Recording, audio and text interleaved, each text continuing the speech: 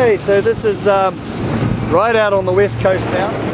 I'll zoom up. We're actually taking Cora to Kyuquot Village. Out there is the wild Pacific, and this is your classic west coast Vancouver Island scenery. So getting into Kyuquot Village is a little tricky, quite rocky as you can see, and if you don't know where you're going, you can run into a bit of problems. But once you do know where you're going, it's pretty easy. So we're now on the outside of Kyuquot Sound, on the outside of the coast, and we're coming up to actually Ron Cheatley's house. Ron Cheatley is also doing a little bit of kelp growing on the island here. And so if you go, well, I'll probably pause this, but across there, way on the other side there, don't know if you can see it, is or was the original village site for the Kyuquot band, and then eventually they got moved because the water quality over there suffered, and they got moved over to the farm site village that we're going into. Into the village site that we're going into now. I'm getting a bit of water on the camera. It's a bit rainy today. They call it liquid sunshine out here in Kyuquot, and it's probably some years it seems it's been 320 days of the year. However, we are moving into summer, believe it or not. We're at the end of May here, and it's still a little bit of a nasty day. Out here we've got quite a few salmon lodges. I'll see if I can clean my lens here. But we've got quite a few salmon lodges for wild salmon fishing, and this is quite the place for salmon fishing in the season. Okay, so now we've just slowed down, and we're heading into Kyuquot Village proper. Well, not quite. We're almost there. This is the outskirts of Kyuquot. Pretty much everyone here, including the guys that work with us, don't have cars. The car out here is, of course, the boat. So, nice little spot, boat, house in the trees. And I would think out here it's probably 90% the Kyuquot Village Nation, and there's a few others, but it's mainly Kyuquoters, First Nations. Kyuquot band.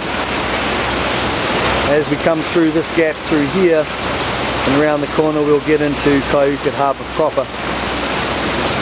And occasionally we'll come here and get a few supplies, but being as we come in and out all the time from Campbell River, we tend to bring most of our supplies from Campbell River. But it's good to have the availability as it's here. Also, we have obviously a first aid station, so should we run into any problems diving or any other health issues at the farm, we're only approximately 15 minutes and one radio call away from getting first aid. Of course, Dave McKergan and I are both first aid trained. Actually, Dave more so than I. He's level 3, and I'm just your standard basic. So as we come around here, I'll zoom in, and this is Kyuquot.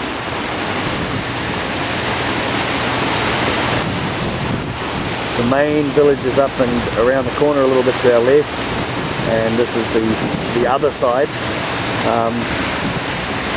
Fishing lodges and the like. There's a general store and some residential. So the general store's over on that dock over there, and that's a hotel lodge. Like I say, a lot of these places are lodges. And then we pan to the right here, and we get into Kyuquot Village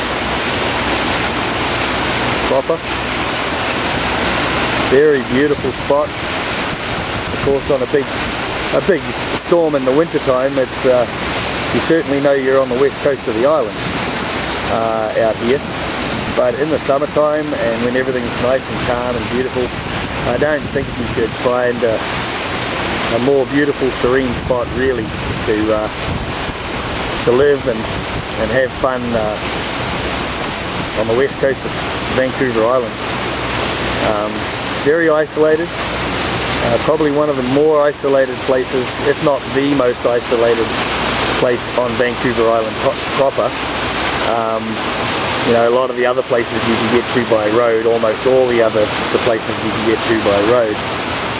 Kyuquot Village is really the only place that I know of that you can't access by road. It's really only been a few years since they actually got power coming into, and telephone coming into the village. I think 3 or 4 years ago for the telephone. Other than that, it used to be all diesel generators and radio phones. Now we've got satellite and we can pick up TV and everything else just like we can at the farm. But yeah, just an unbelievably beautiful spot, and on a nice clear sunny day out here, probably one of the best places in the world, I would think. So there's a bit of a taste of Kyuquot Village on the outside of Vancouver Island, on actually the more northwestern edge of the sound, heading up towards the top end of Vancouver Island. So we're just going to dock here and drop Cora off, DFO, and then we'll head back to the farm and prep for our harvest and do all the other things we need to do. Okay, so there's Dave driving, and this is the Kyuquot version of the drive-through coffee window. So pretty classic. Java the Hutt, please slow down, and you got a menu there, coffees and what you want, and you can just slide by in the morning on when it's really busy fishing and pick up your coffee to go. The Kyuquot sound version of the drive-through coffee window. Please slow down.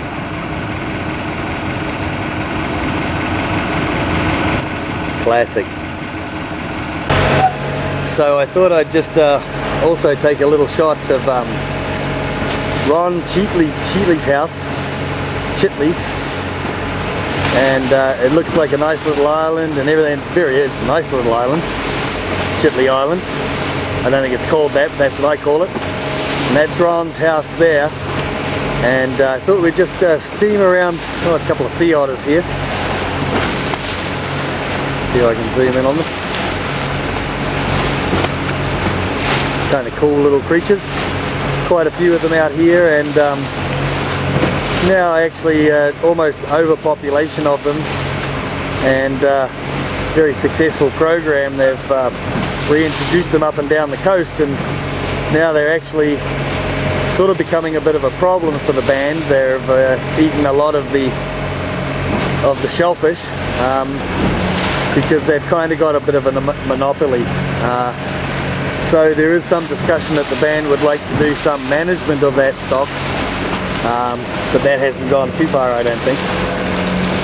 So I thought we'd just slide around the front of Ron's place here, because where his house is situated, on the front edge of his house is basically a straight drop, and he looks straight out to the Pacific Ocean. And on a huge sea day, this would be a pretty amazing spot to live. His house should start coming in view here shortly, and then I'll pan out to the Pacific Ocean at the end of this, and somehow I'm going to stitch a bunch of this together and put it all as one video. But there's Ron's house up in the trees there, and it's quite the exposed spot really, but quite a place to live.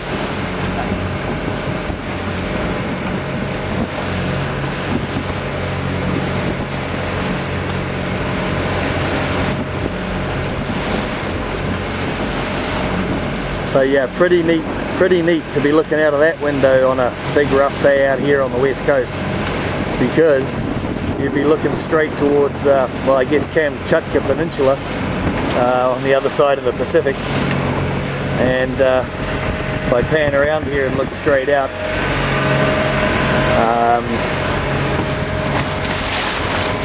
that's looking straight out to the Pacific past those islands out there. So this is on the way to Kyuquot. These are road signs, so you can in the middle of the night find out where you're going. See some white floats tied up there. They'll stand out for your spotlight, but what I like the most is the borrowed road signs that also stand out. So this marks the island that you want to be on that side of, going towards Kyuquot. And if I can zoom into it, way down there you'll see where you turn. Hopefully you'll see where you turn.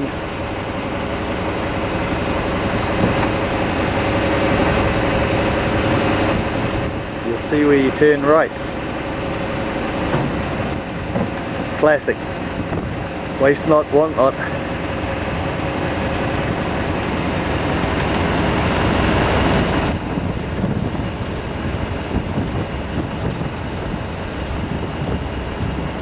That says bridge load limit 41. Classic. Okay, so now we're coming back from Kyuquot village, which is back that way, and to our right is Surprise Island, and this is going back towards the Kyuquot seafood site. This is a little channel that is created between Surprise Island and what is actually Vancouver Island proper.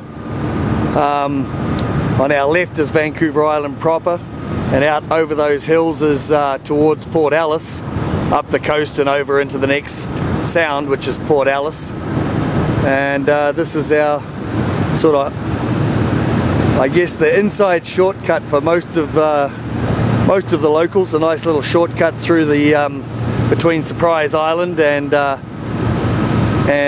main island proper. So a beautiful day today.